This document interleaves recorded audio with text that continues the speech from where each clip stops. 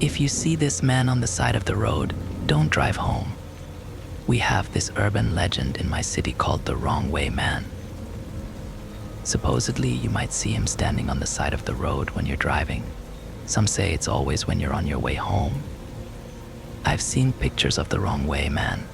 They circulate among us by text message. They circulate among students, workers, friends, and family here. Oddly, I've never seen any of those pictures posted online. I'm not sure if it's because of fear, because those who've taken the pictures want to perpetuate the mystique of our local urban legend, or because of something else. I was pretty sure those pictures had been a hoax, just someone dressed up as the Wrong Way Man. Maybe it was the same person every time. As far as what the Wrong Way Man looks like, he wears his tattered clothing backwards, usually a flannel shirt and jeans. His painted smiling face looks eerily realistic until he turns to the side and you can see it's a smooth surface. It seems that he shaves his hair off, paints a face over the back of his head, and puts a shoulder-length wig on that covers up his real face.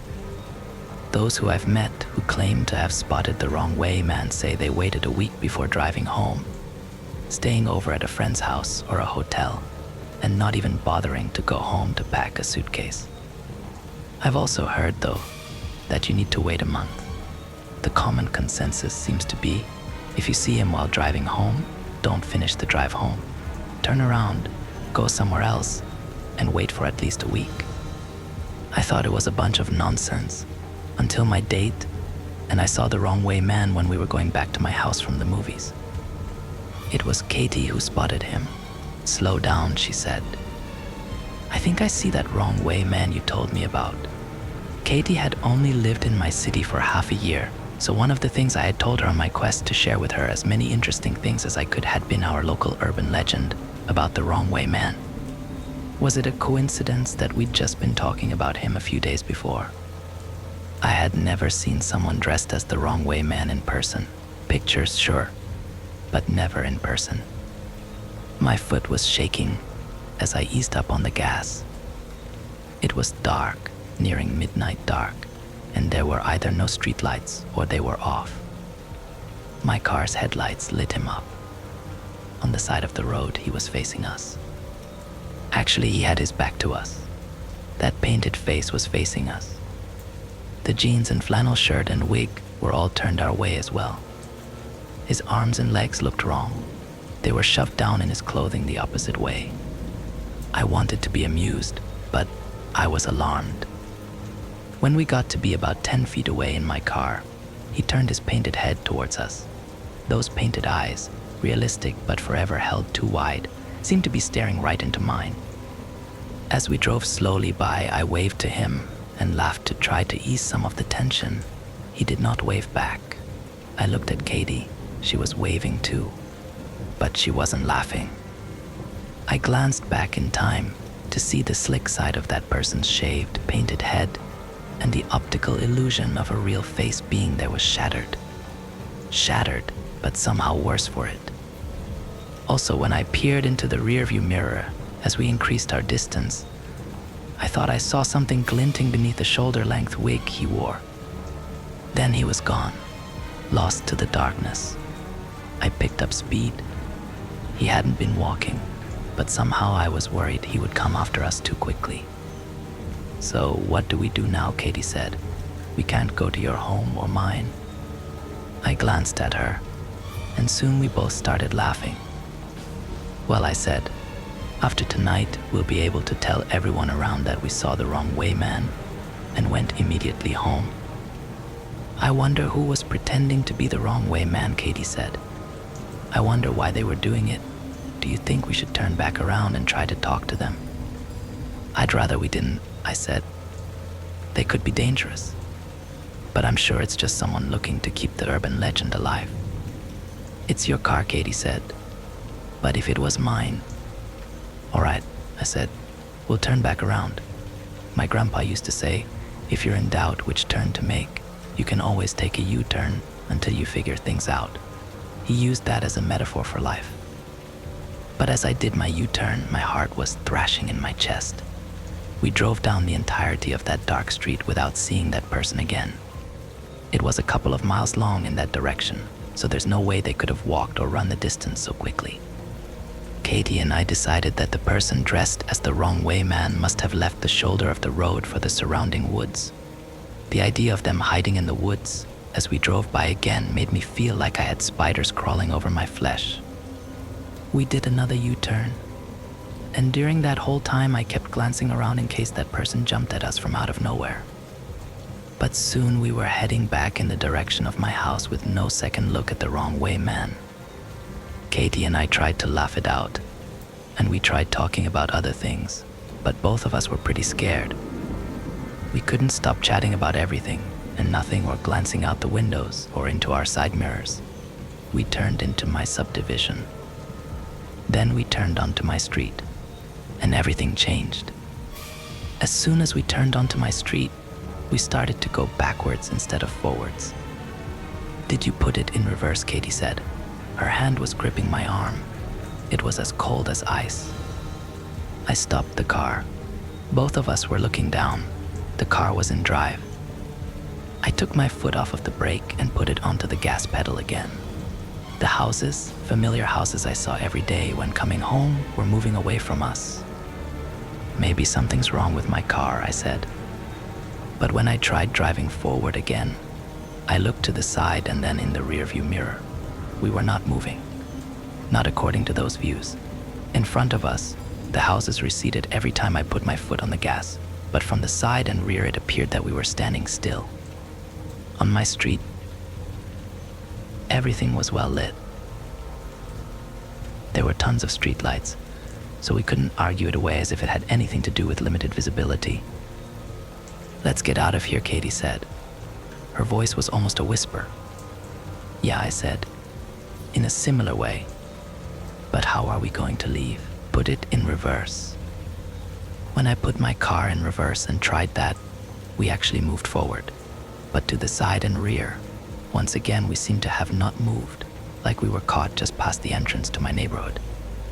It was when Katie and I had stopped the car and were debating getting out that we spotted someone coming towards us on the sidewalk. They were approaching us from the front of the vehicle, so I'm not sure how accurate the distance was. It seemed like they were already about 20 feet away.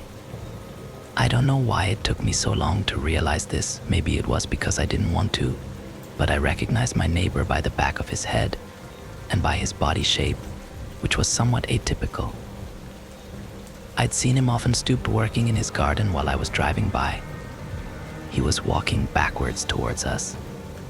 When he got closer, he stopped. Then he began shouting "Ian play," over and over again, standing stock still, his back to us. Only later would I realize he had been saying "help me" in reverse. I rolled down the window. "Mr. Nelson," I said, "what's the matter?" He stopped shouting. Now that my window was down, I could hear his body creak and snap. Blood poured out of fissures as the joints of his arms and legs changed drastically. When Mr. Nelson's head twisted all the way around towards us, I was sure that I saw the light go out of his eyes. Then, whatever had taken over Mr. Nelson made a first step forward with the new architecture of his body. Katie and I both began to scream at that first step. I rolled up the window as Mr. Nelson loped around on strange, inhuman legs. His kneecaps and elbows had become stretched and exaggerated from being reversed. I put my foot on the gas, with the car still in reverse, and through the front windows we seemed to be careening forward. Even though a glance out the sides or in the rear view showed us to still be stationary, we slammed into Mr. Nelson. Blood slashed across the windshield. The car rose and fell as we went over his body. To the sides and rear, there was no indication of the car rising and falling. I did not see a lump appear behind us. I kept my foot on the gas, still going forward in reverse. I saw a window of a neighbor's house shatter. A couple I barely recognized crawled out like baby spiders out of eggs, leaking blood and more blood as they scraped themselves against the shards in the window frame. I don't think it was that they didn't know how to open windows. When the wife paused in the window, she smiled. She intentionally rubbed her scalp against a particularly sharp-looking piece of glass. Heat and blood came away. I think I could see the white of her skull. By then, her husband was already on the ground running towards us. I sped forward. They and their house vanished in the sides and rear of the vehicle, which were, again, still stuck near the street's entrance. More people were coming out of their homes. They came out all twisted and broken, damaging themselves further as they exited. They ran towards us on backwards legs, churning their backwards arms. Everything about them was the wrong way. Before long, I found myself slamming on the brakes. "Keep going," Katie yelled. "They're going to catch up with us." Ahead, I saw my own driveway. Someone that looked like me was talking to another person with a painted face. The painted face nodded. Up and down it nodded like a real face would do. Then when I saw the wig shuffle and move seemingly on its own, I realized that the true face under that wig was talking, moving its lips, breathing. The wrong way man was talking to me or someone who looked like me. At the same time, Katie was reaching over me, trying desperately to put her foot on the gas. A couple of twisted pieces of bone and meat collided with the windshield. Two faces with bunched up folds of neck leered at me out of glazed eyes. These were faces I should have recognized. Their twisted arms continued to beat at the window, even though their eyes told me that no one was home. A spider's web of cracks spread across the windshield. Its grooves caught blood. I slammed my foot on the gas while helping to steady Katie back into her seat. We flung those two off, and right after we ran over an entire family in quick succession. I didn't have time to feel guilty. These were not my neighbors. These were not my neighbors. These were not. Katie and I both began to change. I heard some of my bones break. I felt it a moment later, like the reverse of lightning before thunder. Katie and I started screaming, almost in unison and about in the same tune. It was like a choir of pain and fear and pain had risen up with us as instruments. "Keep your head back," I yelled as I strove to keep my head pinned against my seat.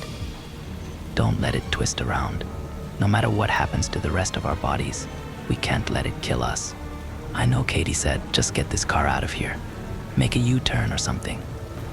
Make a U-turn, I thought. What was it my grandpa said about life and how if you didn't know what to do, you could always make a U-turn? Still in reverse, yet still going forward, I wheeled the car screeching around. I didn't glance out the sides or rear. I gunned it, heading back towards where we had come from. The wrong way man waited. He waited for me at the juncture of my driveway and the street. His painted mouth grinned forever. His painted eyes were too wide and incapable of blinking. We passed him and drove out of the neighborhood. Katie and I weren't out of the woods, though. I was able to get us to a nearby gas station before my legs and arms, which were partway reversed and leaking blood, completely gave out. We crawled out of the vehicle and onto the cold, hard concrete of the gas station. I blacked out almost at once, but Katie tells me she retained consciousness until the ambulance arrived. I don't envy her. We spent months in the hospital with broken bones and torn ligaments and muscle. I think the only thing that had saved us permanent damage might have been the seats of our vehicle resisting our changes. We told the doctors we had been in a car accident. They shook their heads at us and kept asking questions. I did go back home. Eventually, we both did. The reason I went home was because one of my neighbors that we had run over with my car came to the hospital to visit me. They seemed completely fine, as if nothing had happened and the wrong way man had never changed them. But damage was done to my vehicle and to Katie and me, both physically and psychologically. And while our bodies are on the mend, I don't think we'll ever be the same. I feel the wrong way inside.